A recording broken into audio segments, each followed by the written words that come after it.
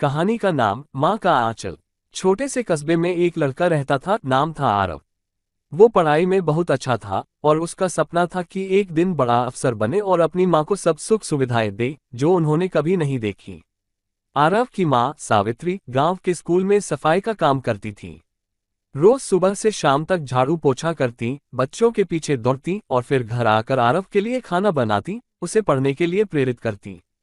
लोग अक्सर ताना मारते, तेरी माँ झाड़ू लगाती है, तू अफसर बनेगा। पर आरव के चेहरे पर कभी शिकन नहीं आती।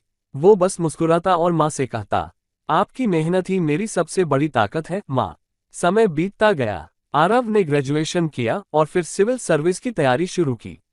माँ ने अपने गहने बेचे, त्योहारों पर कपड़े नहीं खरीदे, भूखी सोई, पर आरव की किताबों में कमी नहीं आने दी।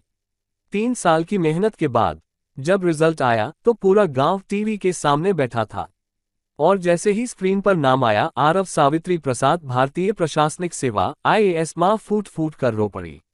अगले दिन जब आरव को अफसर बनने की बधाइयां मिल रही थीं, उसने मां का हाथ थामा और सबके सामने कहा, अगर ये औरत झाड़ू नहीं लगाती तो मैं आज अफसर नहीं बनता।